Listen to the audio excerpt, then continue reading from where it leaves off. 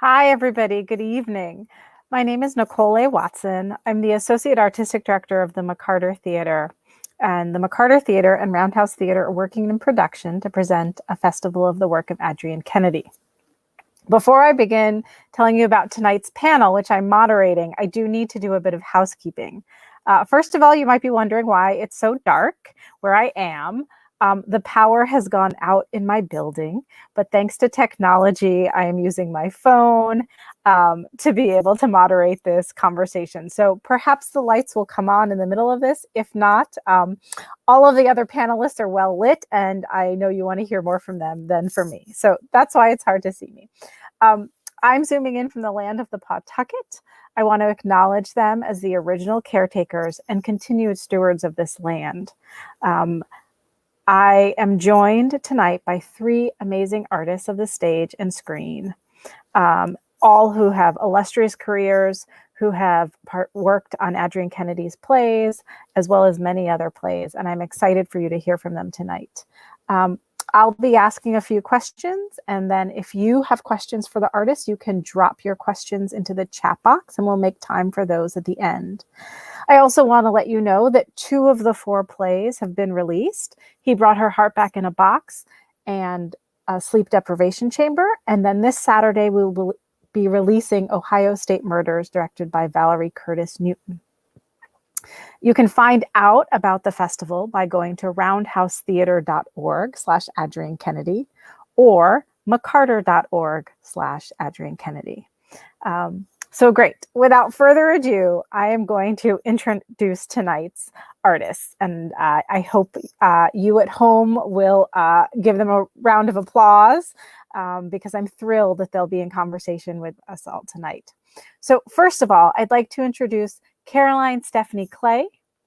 Caroline is an actress, audiobook reader, playwright, and vocal coach. She has appeared on Broadway in the Tony Award-winning productions of The Little Foxes, Doubt, and The Royal Family. Her extensive film and television credits most recently included a recurring role on Grey's Anatomy as Cece Cloven. She's a native Washingtonian. Clay graduated from the Duke Ellington School of the Arts, where she also teaches, and the University of the Arts in Philadelphia. She also earned her MFA in performance at the University of Maryland and received a 2018 Helen Hayes Award nomination for Best Actress for the role of Faye in Studio Theater's production of Dominique Morisseau's Skeleton Crew. Welcome, Caroline. Thank you so much. Thank you, Nicole, for having me. My pleasure. We will also be joined by Crystal Dickinson. Crystal is an actor, educator, and a New Jersey native. Her Broadway credits include the Tony Award-winning play Claiborne Park, for which she received an illustrious Theater World Award, and Tony-nominated play You Can't Take It With You, working alongside James Earl Jones and Rose Byrne. She had a recurring role on Showtime's The Chi as Detective Alice Toussaint, and can currently be seen in a recurring role on ABC's For Life.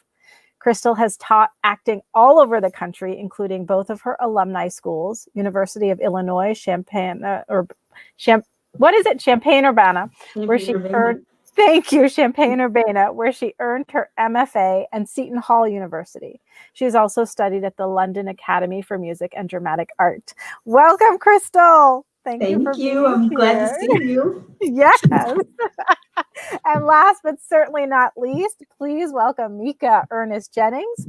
Mikéah is an actor, performer, educator from the rural Mojave Desert in Southern California.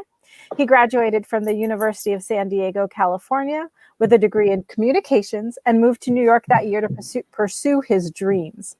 Since then, he's performed all over the world in 14 countries, over 35 cities, with a number of innovative writers and directors such as Caden Manson Big Art Group, Young Jean Lee's Theater Company, and Jay Scheib. He most recently starred in Shipwreck at Woolly Mammoth Theater in DC. So welcome, everyone. Welcome, Mikéah. Thank you for being here. Hello. Thank you. I'm very excited to be and humbled to be in such auspicious company. This is a fantastic gathering. And again, I want to just thank you so much for being here tonight to talk about the work of Adrienne Kennedy. So hopefully I have said the most that I'm going to say tonight. So I want to turn this conversation over to you. And so I kind of have a three-part question for each of you. The first part of the question is, when did you first encounter her work?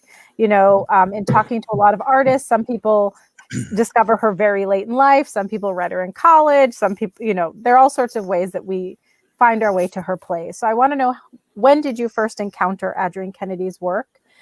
What was your first impression?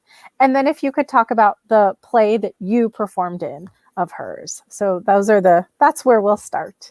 If anyone would like to begin. I will.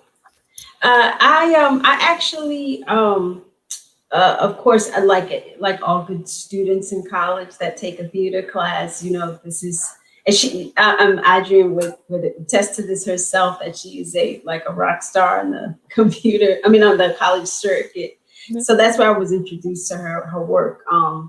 And then I taught at Spelman College for a time, and when I taught Black theater history, she was definitely a playwright I taught.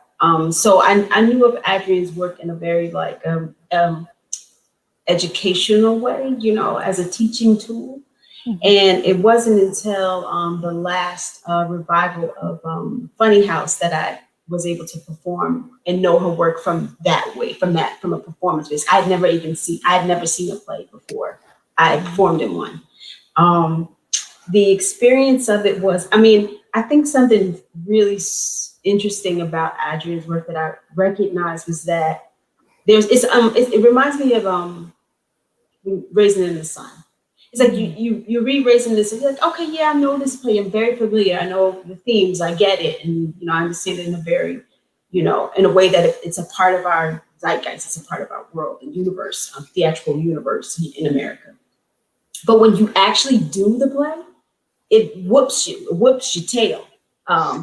That's how I felt about Funny House. I felt like there were a lot of surprises there in the experience of it that are not there on paper. And I think that's one of the magical things about her work. Yeah, thank you. I want to ask you more about that later, about the things that aren't on paper, but thank you.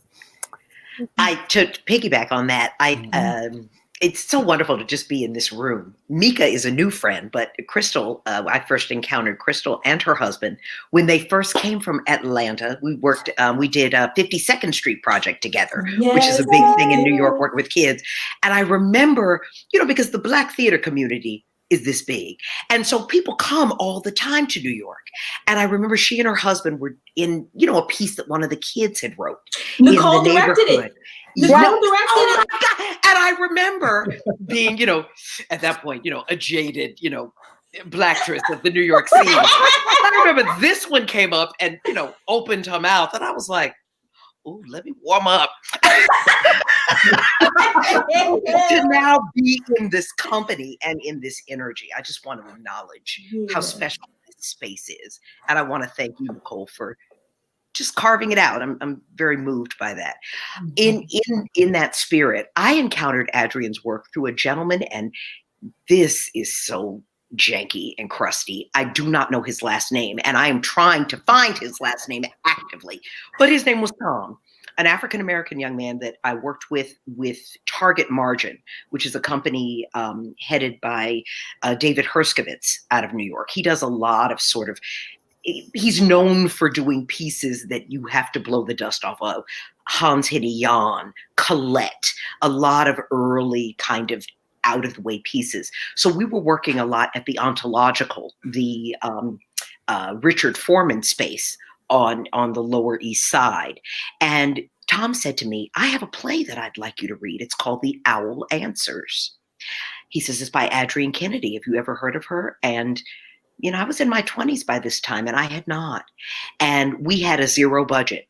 We rehearsed in my bedroom, and I played all the roles, from William the Conqueror to Queen Elizabeth to everyone in the play. And I remember making a note that this woman is writing for African American voices.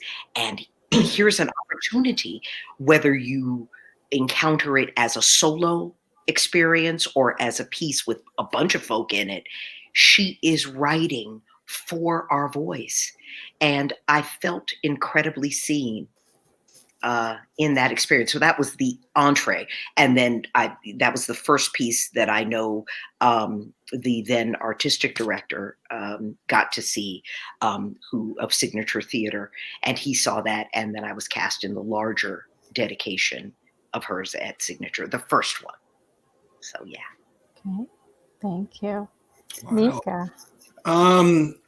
Actually, my first job as a teenager, 15, I think, was as a library page at the small one-room county library in the tiny little town that I grew up in. And so that gave me access, actually unrestricted access to the entire library circuit collection, where I no longer needed my parents to basically approve of things that I requested, so I could request anything. And I was a huge theater nerd and went to competitions and read everything I could get my hands on. And I remember reading or discovering Kennedy then, and knowing now, the feeling back then, I didn't have the bandwidth to even understand what I was actually absorbing or what I was taking in. It was very dense and literary and lyrical. That was very clear to me. And then just meeting Caroline, new friend today, but Crystal and I met while doing the production of Funny House of a Negro at the Signature Theater, the second one, or the revival, the revisitation. And I just remember the when I reread that play now, like the word that it was sumptuous to me. There was something in it that, like, sitting with the artifact of the script in front of me, it felt like, you would dive headfirst into it and then you were just surrounded by it. But then working on the play and being in the theater and being with these other actors and designers and the creative team and everyone, and the way that people were very much cradling the work, not out of like preciousness or fear, but a preciousness that was like, this is something very important and something that we want to get right, something that we want to hold on high. And that sitting in the audience, the moments when I would have the opportunity to sit in the audience and gaze up at the stage and gaze up at these performers, and Crystal delivering a beautiful performance, devastating, beautiful performance, it felt like, Biz Markie had that song, The Vapors. Hey. Yes. It felt like the vapors were coming at me, Yes. and that I rarely feel or experience in the theater. I generally like to lean forward because I want to hear and I want to suck things in, and I want to see every nook and cranny on the stage. And with that production and hearing it spoken out loud and hearing it really lived through, I felt like I had to sit back because it was coming to me. It was coming for me, and it was all around me, and it was all around the space, which was very kind of intoxicating. Yeah. Thank was that you. all three? Yeah, I think it was. What a great way to start. And now I'm like, okay, everyone here has done Funny House, a version of Funny House, which is the play most people encounter when they first meet her work. So I'm excited to dive into that. I guess my next question, I mean, you are all actors. I have seen all of you on stage, and the variety of work that you all do is incredible. And as an actor, are there different parts of your artist toolbox or self that you bring to Adrienne's work in particular? I'm sort of curious about that. And I'm especially thinking of what Crystal said, where you said, I had never seen one of her plays before I had to do one. And when I think of the landscape of American theater, that feels so rare. Like, I feel like there's so many playwrights where I have an experience of their work long before I'm involved in their work. And Adrienne is an exception in that way. So I guess I'm just curious, like, as an artist, did you feel like there were different parts of your actor toolbox or self that you had to bring into her work specifically, and what it was like to feel like you were doing something maybe that you really I don't know, that you didn't maybe have a touchstone for in the way we do maybe for other plays? Well, I wanted to reiterate something that Caroline was talking about. She says something like that Adrian was writing for the African American experience, and that like, and I totally, I don't know if y'all will agree with what I'm saying, but there's something about, even though it seems like her work is challenging in the fact that it's not linear, right? But somehow, if you have like she's translating an experience that you understand. Mm-hmm. So somehow it just kind of happens like magic, that you can be inside it. Like, people ask me all the time, how did you do that? How did you do those monologues? How did you do that? How did you hang yourself? Well, it was quite easy because she wrote the right things. She put all the roadblocks, all the stops are there for you to make. It's all in there. Although it looks like, oh my God, how am I going to do this? Like, I remember walking out of the audition and was like, oh shit, I might actually get through this part. I might actually get through this part. Oh shit. I really left like, I was like, oh shit, no. Why did I do that? But then in the doing of it, it was like, it's like water. It's like you get in the ocean and you swim.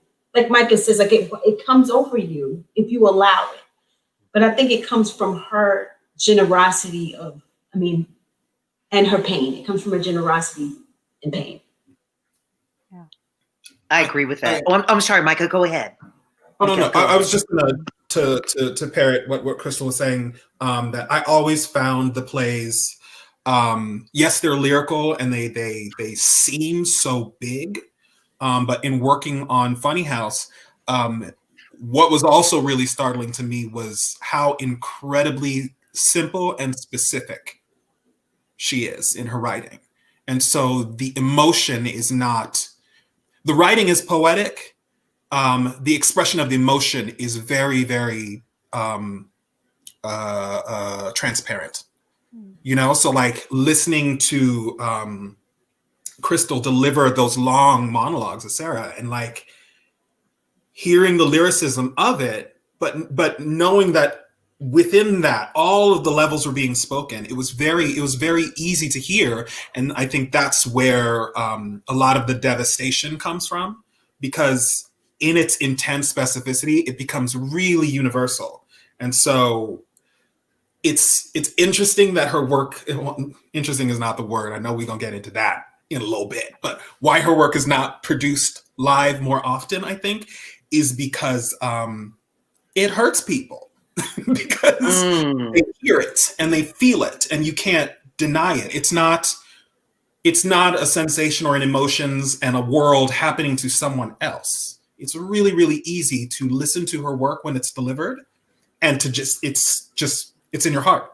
She's just talking about what's in her heart as a human being. And what is specific to her is that she is a Black woman in America. And she brings that specificity. But with that razor sharp specificity, the universality of like humanity and living and trying to be a living, breathing person is illuminated so much more that people, it's hard to stare at the sun.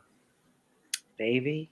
I think about what, it's so interesting because I think about how I approached it. First of all, this was the gig to have at Signature when Jim Houghton announced that the entire season was being dedicated to Sister Adrienne Kennedy. Every Black actor, Blacktress, and actor was out for it. And, it was a pretty comprehensive of her canon at that time. Sanaa Lathan was up in there, Nicole A. Parker, Cleve Lamison, folks who at the time I was like, oh, that's nice. Now they're all, these are names that So there was a lot of sort of glitter and fanfare around it. I'd been cast as Queen Victoria. I didn't really know a whole lot of people. So what I did, because I was intimidated, was kind of come another way. I remember there were a lot of dramaturgs initially, a lot of people telling us about Adrian. And the way I move is if too many white people tell me in preparation of meeting a Black person how that Black person is, I immediately am like, I'll be the judge of that. So I was told that Adrian was sort of, she's removed, she's quiet, she might come in and sit. Don't look at her facial expression for affirmation. She's a deep listener and all of that. So immediately, sort of the trickster in me was like, I'm gonna start telling jokes. So she came in and she said, how are you? We had been in rehearsal about, I guess, 3 weeks. And I said, having nightmares, how are you? She looked at me. I said, this work is a bit much, because I had been having nightmares. I want to talk about that too, because when you do an 8-show or 9-show a week of Adrienne Kennedy's work, it opens up portals and landscapes of consciousness that are a whole other thing that we can talk about. But that was sort of the icebreaker that I didn't know I needed. I found out that I looked like 2 of her nieces. On opening night, I pulled her out to the dance floor and we danced. I always treated her just not like someone. I knew who she was, and she was given that grace. But I couldn't walk around on eggshells around her because her mystique preceded her. And I just knew that there was more to her than that. And it was such a big event. New York Times was coming. All these people were coming. And to me, I sat there and said, okay, if we take away all of that, here we have a woman with her testimony, with with 2 sons, with a husband, with a whole other life that was lived in Ghana, Accra, with a whole other experience in academia. And she is bringing it to us on a platter. We would be foolish to get caught up in the madness and not find out who she is. So the biggest gift of my whole time with Adrienne was getting to know Adrienne, because she actually is quite delightful. I was thinking about something that there's all these levels. There's these levels of, there's the sonorous nature of the work. Sonic. Yeah, the sonic nature of the work. Ooh, how like when you're doing it, there is underneath or in it sound that makes you feel. And then there's words that and the words penetrate you. So like what you're saying, like how it takes you over. And I think the reason for that is because it does it on multiple levels. You're hit on multiple levels. You're hit on an emotional level. You're hit on a sonorous level. You're hit on a physical level, a visual level. It's like all of those things are happening at once, and they are, and I think that's also why sometimes people don't do the work a lot, because I think they're afraid of that. It exacts a toll. It exacts a toll. And I think it also is that, Mikéah, you kind of started to allude towards this. This is a Black woman's experience, and frankly, who gives a crap? Okay, if we want to keep it real, that's what it was. Like because I thought about it, she was, Edward Albee loved her work. He does the same kind of challenge. He did the same kind of challenging things for people. He made people scared, and he made people feel icky inside, and he made people want to run and go and crawl under something, right? He did all that, and there's lots of people that do that. But the difference here is that this kind of experience was happening, and it was saying, and now you must look at a Black woman's perspective from a Black woman's perspective. And that's, to me, is something that we are still, that we're working through now, even. Mm-hmm. Yeah, I wonder, and people listening in, if you have comments or questions, please drop them in the chat. But I think about her work a lot, and this question of why she hasn't been produced more often, and exactly what you said, Crystal. So, have we become, we've always been ready for her work. So I won't say we.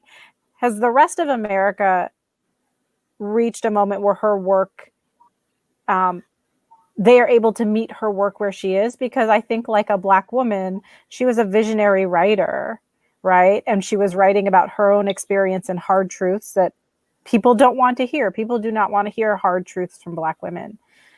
Do we think do we think that this is a moment where her work, where we're more ready to meet her work and what she's trying to tell us, what she's been trying to tell us? I hope so. I hope so. I hope so. In my personal experience, I think from what I've seen in my career, since I've been out, and there is a wonderful, amazing new generation of Black talent that has been, hitting the streets in the last 10, 15 years, however long you want to go back. That I did not see. When I was an undergrad, I think there were two Black men in the theater department. That didn't include the graduate students. There were more graduate students of color, but there are two Black undergraduate men. And then when I got to New York, something that I noticed as well was that a lot of times I was going out, and yes, I was seeing the same community of people, but then there weren't platforms for our voices. And now I feel like I'm thinking of an actress, Antoinette Crowley, right now. Fierce. Yeah. And it's just kind of like, wow. Okay. So if you're thinking of plays that for outstanding, fresh Black women actors to just sink their teeth into and shine their light from the stage into the audience, if you're thinking about those plays, like, what are the plays that these artists have as their platforms? And I think the work of Adrienne Kennedy delivers that, because these artists can speak through it with their training, with their artistry, but then also with their lived experiences. And so that's something that I would just love to see more. And I feel like there's a lot of talk about there being an environment now that is available and supporting to that point of view. But I did a production, and my character was removed from the production because there were questions on handling the interiority of my character's Black lived experience. Who do we call? Who do we fight? That was the only reason that I did the production, because I was like, ooh, we aren't talking about this. Nobody's talking about this stuff. Like, let's do this. Like, I want to talk about this thing. And so when I received the call, I was deeply troubled by it and saddened by it, because I was like, had I known it was even going to go down like this, I probably wouldn't have done the production. And so when it arrived at that point, and I was like, oh, okay. It upset me that then the machine surrounding that production from day one had been fully supportive of that production. And I haven't had any conversation subsequently with the people involved and the decisions that were made and all that stuff. It wasn't a committee. I was told this. I wasn't like, Mikéah, what do you think? I was told that this is the way we're moving forward. But I have a lot of questions in my mind to the people around me that were, that I'm like, so if diversity and inclusion was such a great thing for you, how have you come to let this happen? So I hope we are in a time where we can support these productions. I really, really hope so. I am personally a little bit nervous that there's a lot of PR speak happening, and I just, yeah. A few weeks ago, Brandon, my husband Brandon, and I did a talk. It was a talk, but we also at Wesleyan, where we talked about African American theater. So we did some excerpts and talked about the connection to what's going on now. And one of the things I read was part of Funny House. And the question to the people watching, to the Wesleyan community, was, when do you think this play was written? Because there were a lot of people that had not heard of it. People thought it was a contemporary play. So I guess, and so in that respect, is their audience? Yeah, yeah. Are people ready? Are ears ready? It feels in that moment when I was experiencing that, was like, yeah, that is exactly what I want. But when you read it, it does feel like that. But I think that's the mark of genius as well. It doesn't always have to be that, but it is one of them that you're able to transcend. And people are like, oh, somebody just wrote this. No. We still talk about, and that's what I think is so fat. I mean, as you're talking, and Mikéah, you using that word interiority, which that word, and thinking about how Adrienne has lived in her interior with all of the ghosts and all of the voices and all of the memories, good and bad, celebratory, joy, sorrow, all of that. And I think about sitting there, because although I was in Funny House, and I believe, and I know that it got sort of the most attention in terms of the pieces that were offered, in terms of offerings of the festival when we did it back in the 90s, was the piece that she had just written, which at that time was Sleep Deprivation Chamber / Motherhood 2000, performed by the great Grand Trezana Beverly. And the ritual of her son Adam having just recently, they wrote it together, her son having been stopped by police, having been profiled in Virginia, and her writing these letters to Governor Douglas Wilder, dear Governor Wilder, dear Governor Wilder. It was relentless. And I think about the relentlessness of COVID and this moment that we're in. If we're not ready now, then we ain't ready, or someone's lying. Mm-hmm. Yeah. Mm-hmm. Yeah. Mm-hmm.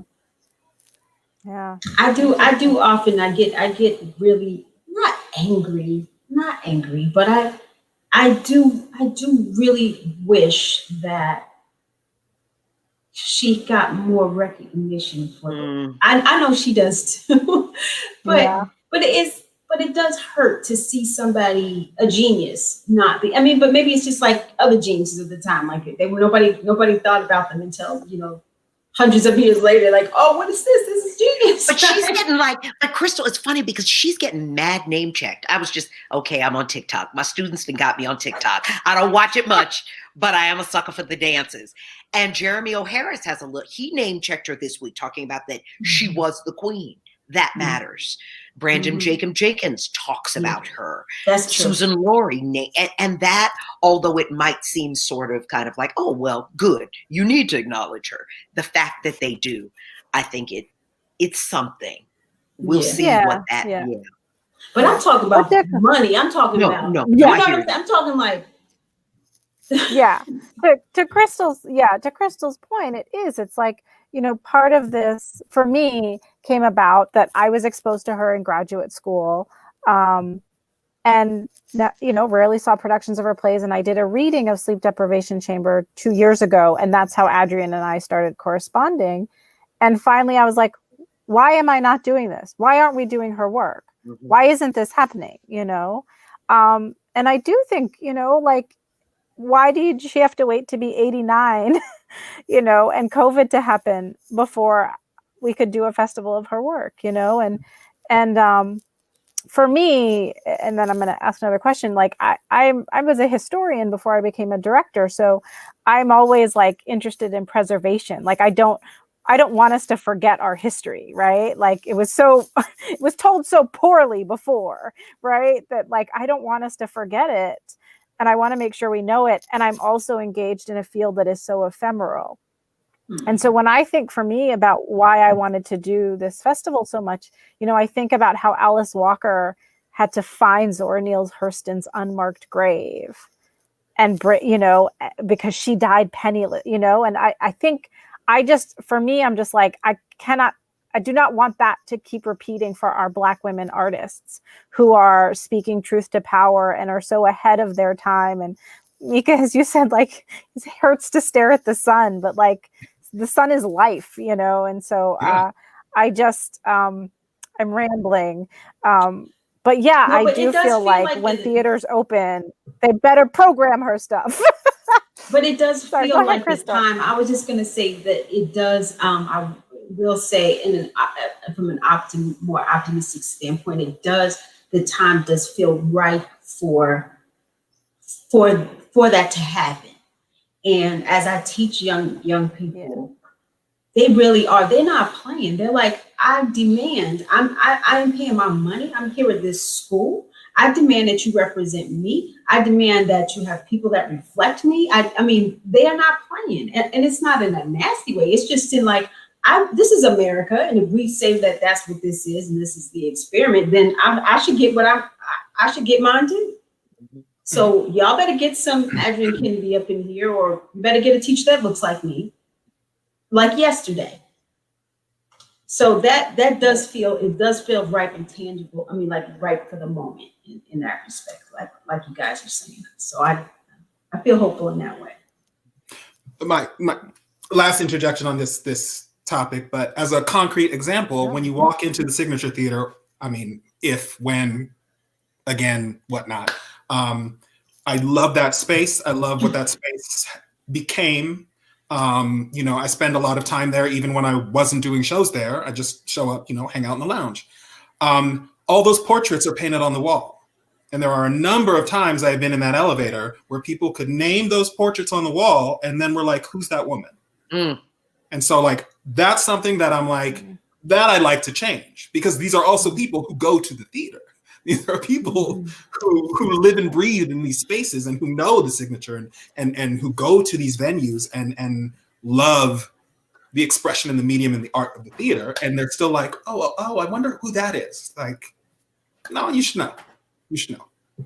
Can I ask Caroline a question? Sure. I'm curious about like how your process was when at the Signature. When you were working on when we were doing Funny House, our director, her name was Caroline, as a matter of fact, and again, name, it'll come to me. I hope she's watching. She was up at Yale, working at Yale College, and I think if there was anyone, I'm not going to, I think she found the piece in Toto overwhelming. So every day we would start with a yoga warm up. And so we would all just lay on our backs, and she'd be like, okay, everybody, we're just going to breathe. And then we would do like cat cow. And then we'd and then we'd just stretch for like an hour. And so we'd start looking at each other like, yo, when we going to start, But for her, that was her way in, because once you're in, you can't like backpedal, you're in.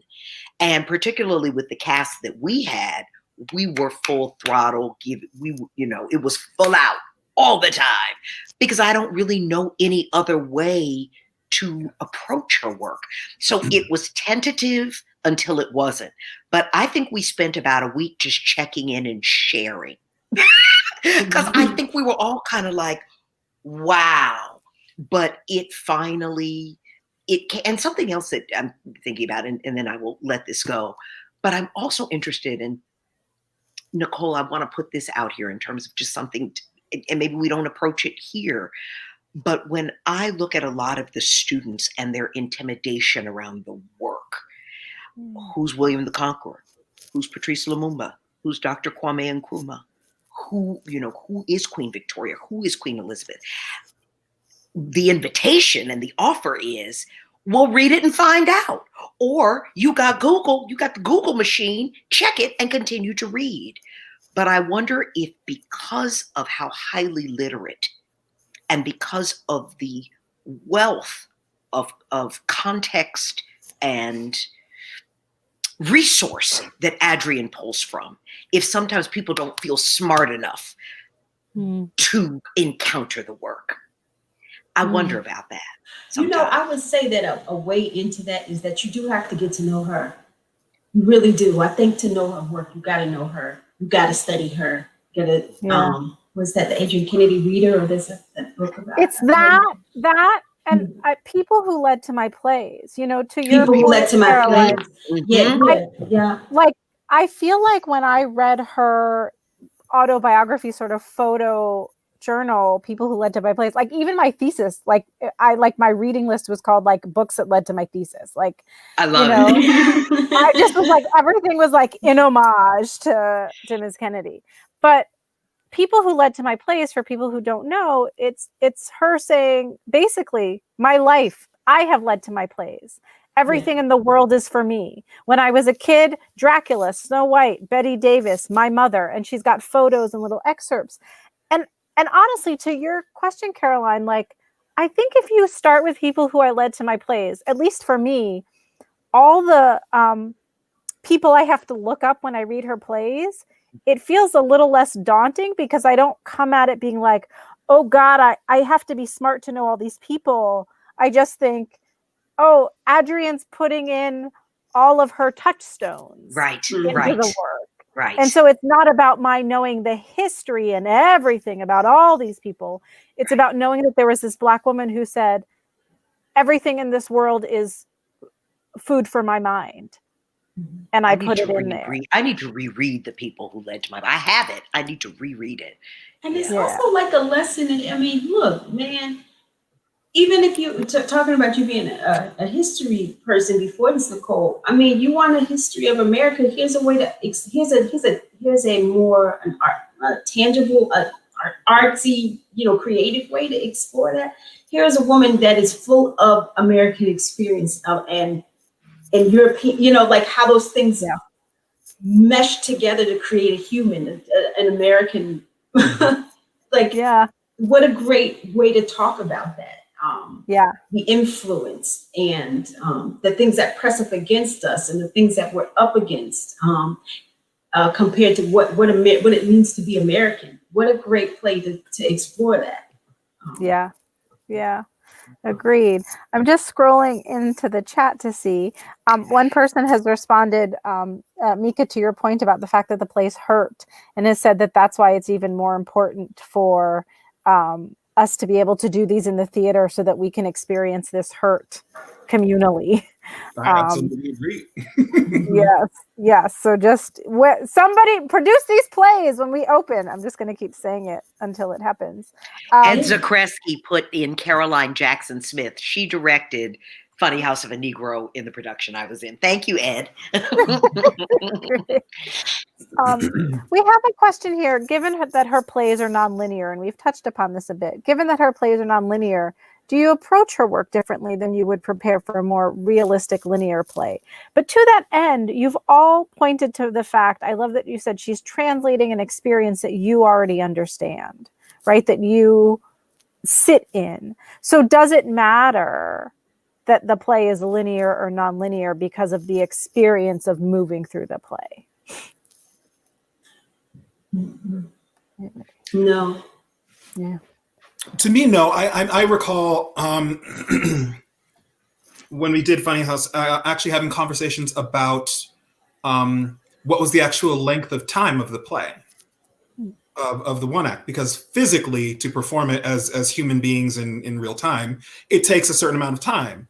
But was that actually just 2 seconds in the mind of Sarah?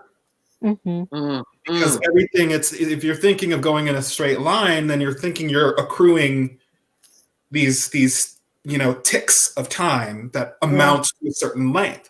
But if your mind just expands out and in and out and in, then she could have never moved from the spot she was in. She could have been sitting in a chair and had a thought. And because, like Crystal, you're describing, I think with that play in particular, and like the way that Adrienne writes, it's almost like what you're witnessing is a really, really broken down like illustration of acting itself.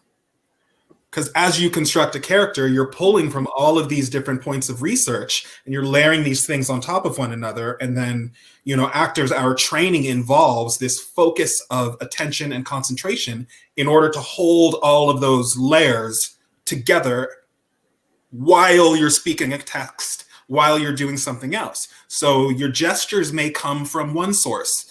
Your vocal tics may come from another source.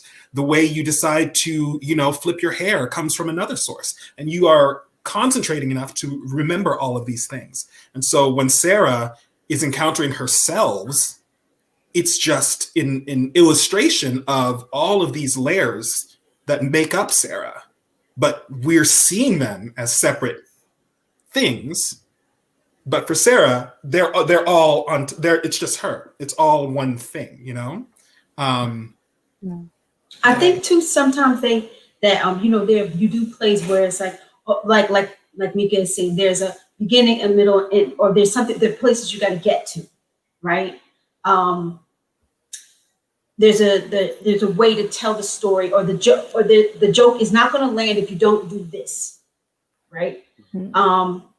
But when you do Adrienne's plays, I feel like what it's asking you to do is let it take you. You don't drive the bus; it drives you. You're like you let it possess you in a strange way. And my son, he's 6 now, but Mikéah remembers he was around a lot, and we were glad. We were glad to have him around. Everybody wanted him to come because he made our spirits be okay. You need levity in the room. I mean, I'm thinking about being, because of, I don't believe in type, but it's real. As a woman of a certain, my voice, I've had this voice since I said, Ma, did I always kind of have this deep? She's like, you've always had this. I've always had this voice. I've never been the ingenue. I've always been, had the grounding that I've had, the gravitas that I've had. And for that reason, I am cast in that archetype. I got it. It was, in terms of permission granted, Adrienne, the experience of, as Crystal speaks so eloquently to, of walking around in that landscape, in that muck, in whatever that is, a permission was granted to be vulnerable that I had never been afforded. Mm-hmm. I was like, there's a bunch of a lot of fragility, a lot of things about, my family history, in terms of the nature of mental illness, in terms of the nature of what does madness really look like?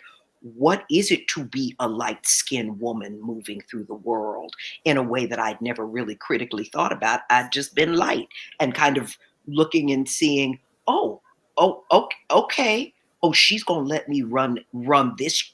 She's going to let me run this race in front of people. It was it was a turning point, I think, I know, for me as an actor, and particularly now as a teacher as well, in terms of granting and asking that particularly young Black actresses and my actors as well, but to grant themselves that permission, because it won't be given. You got to take it.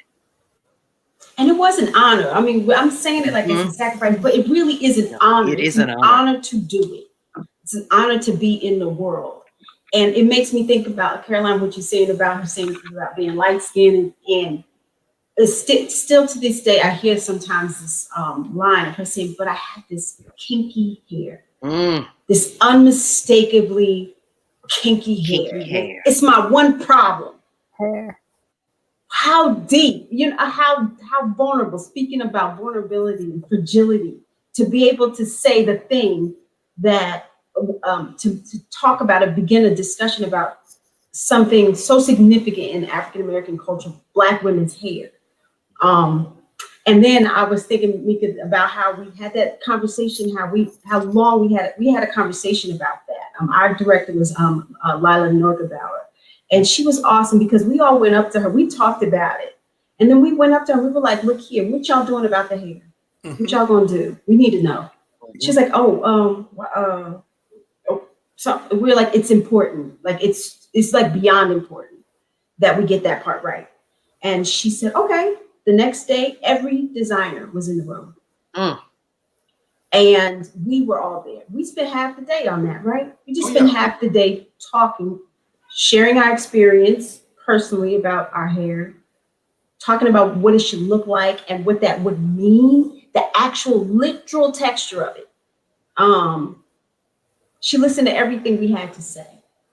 I have such respect for her. it was such a good experience from my perspective of good listening and being able to say, no, I have no idea what that's about. So let me take many seats. Let me let y'all do this, and let me take it in, and then let me try to form that into what I think it is you guys are trying to tell me.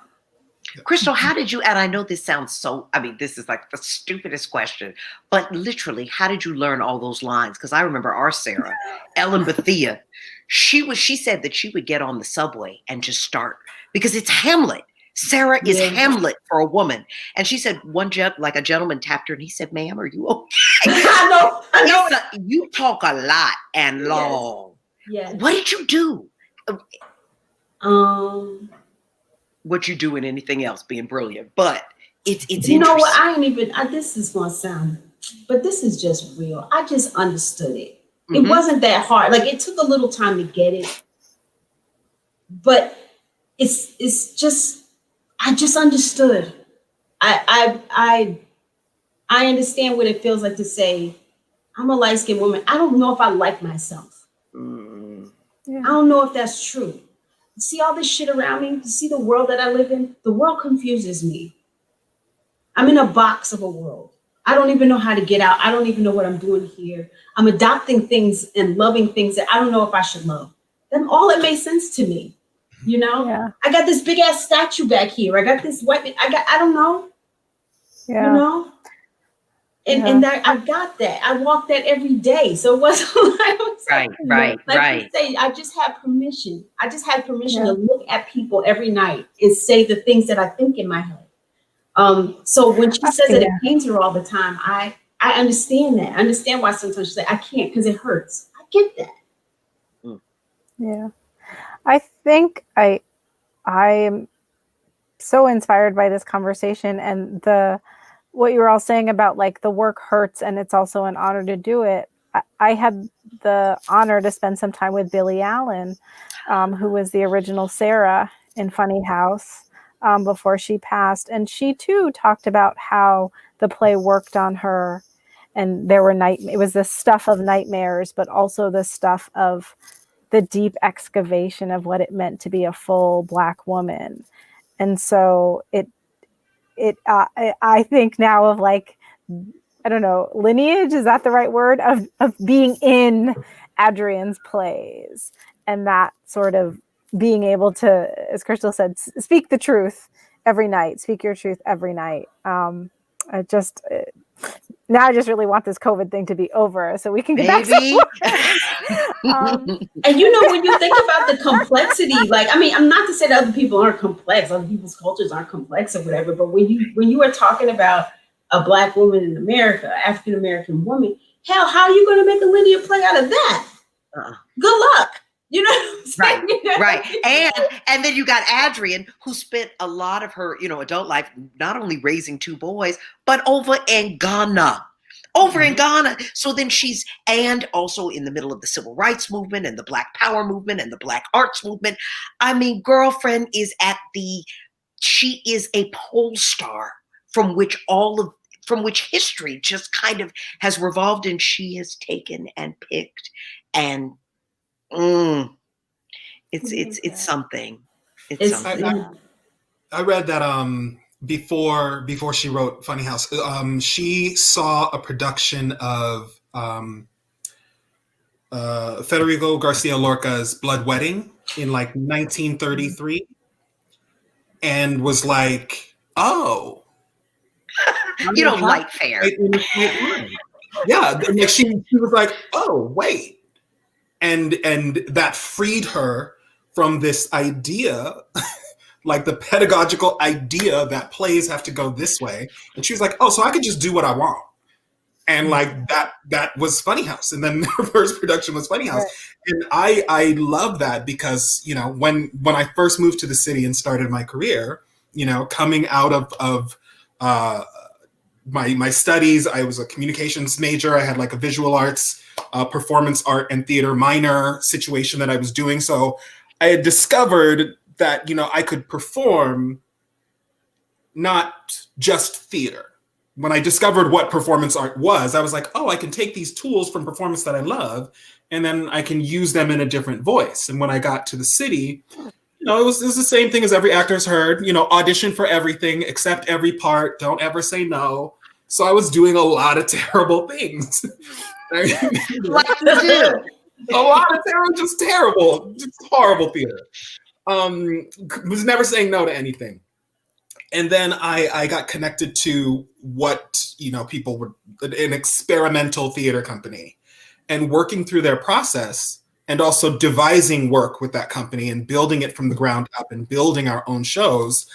It blew my mind because all of a sudden I was like, oh, I can do what I want. Like nobody ever told me that. Nobody told me that when I was, a high school theater nerd and obsessed with every play and reading plays. And nobody told me that in my entire theater department, that there was an opportunity to do things differently, to think differently, to express differently. I just love, because I also love the play Blood Wedding. So when I was like, oh, it had that impact on her. And then she was just kind of like, oh, yeah, I can create my own expression and speak in my own voice. I think the discovery of that lack of restriction is also something that for people in general is really great. But for Black artists in particular, I think is life affirming, is life saving in some instances. Yes. Yeah.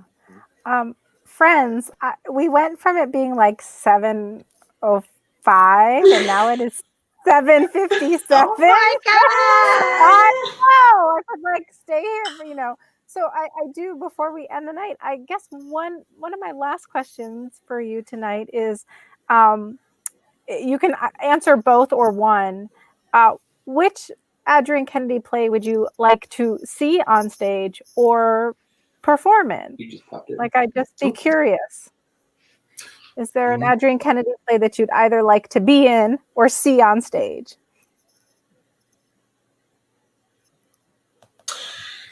I would do anything that Adrian asked me to do. I love it. I love it.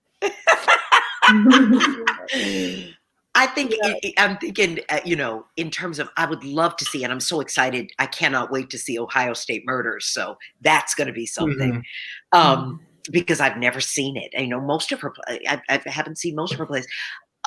A play that I would love to see again, although I don't see myself in it, but was June and Jean. I just found that to be such a lyrical play of recollection and memory and delicacy and yet strength. I thought that was beautiful. Mm-hmm. Let me see. Nice. Let me Thank see. you. I think. Well, I would love to see Funny House because we never got to see it. That's true. We used to say that all the time. Right. Yeah, and it was so sumptuous. Like Mimi Land's set and Mark Barton's lighting design. Crystal, I remember when we were teching the end, basically. Spoiler alert. We're teching the end, and this is something about the work that was really powerful to me as well, is because of that moment, we had all, through the process, grown to know and love Crystal, and also know and love Sarah and the complexities of Sarah. And so when that tragic moment happens and we have to tech it, and since no one else was on stage, everybody was like, oh, we want to see it. So we went down and we're sitting in the theater, and the walls are moving and it's just this gorgeous set and the lights are pinging and the moment happens. And I remember everybody kind of gasped. And I remember everything held. And then Lila saying, "Get her down." And it was it was so painful and so tragic to see that image. And I know that the audience had to be there with us every night because you love Sarah. And that's the weird sleight of hand, is that there's nothing in the play as it goes on. You meet this son, you know, you meet this beautiful, vivacious, vibrant person. And the tragedy of her final decision is really, in some ways you could say, oh, I saw it coming. But then Adrian takes you through this experience, and then when you see it, it's a punch in the gut. So I think that's one show that, you know, I don't want to liken it to The Exorcist. I'm a big horror movie fan. She would like that. She would like that. You know, but it's like, I saw The Exorcist when it was re-released on the big screen for the first time in my life because I'd never seen it. My mother was like, "No, we're not doing that." And so I had never seen it. And when it was re-released on the big screen, I was like, well, this is now the time I should go see this movie. Like, I'm a big horror movie fan. And I saw it, and I was like, okay, I don't ever have to see that again.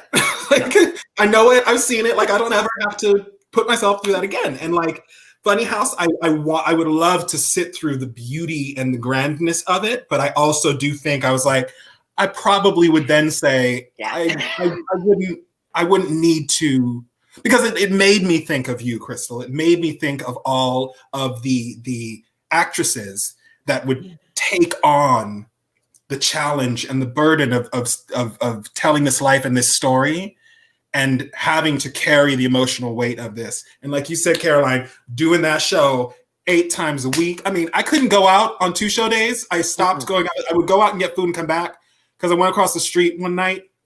And as I was coming back to the Signature, I looked down, and I don't know what the circumstances were. It's New York, right on the top of a gutter grate, like a street grate, is this perfect, unblemished red apple. And I burst into tears. Lost it. Lost it. Yes. And I got back to the theater, and I was like, I can't mess around with real people while I'm doing this. Like, I gotta go back to the dressing room, get through the day, and do that. But yes. Yes.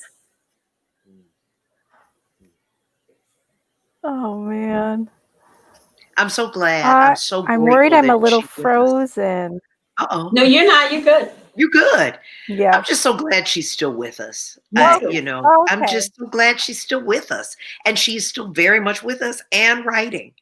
And so, I think Adrian, one of the big things that's so clear about our conversation tonight, and as we work on this festival, and as we go through this moment of entrances and a lot of exits, that she's hiding in plain sight. She is literally everywhere. We might not get to see her, like we're not, a lot of us right now. I think we're all kind of, because the lore around Adrian, at least when we were doing the show, was, she has her apartment. She lives on the Upper West Side. She doesn't really leave much. She's very intentional about coming, about leaving her home. And here we are in a moment where we all home. And yet she is so available to us with her work. Amen. Yeah. Amen. Thank you for that. Everybody, I thank you so much for tonight's conversation. Thank you for saying yes to this and for championing Adrian's work and for your work that we have been able to see on stage for so many years, and I know years to come. I'm always just humbled and honored by all of you and what you have brought to our field. And so I just want to thank you for this. Thank you for joining me tonight. To everyone at home, I hope your lights are on and working still. But thank you so much tonight. Just a reminder to everyone, you can see these plays online. Ohio State Murders will be released this Saturday. We have another panel next Monday. And I just want to shout out that our festival is sponsored by the RPM Fund, and we couldn't have done it without them. So everyone, thank you so much for joining us tonight, and have a wonderful evening. Be well. Thank you. Bye.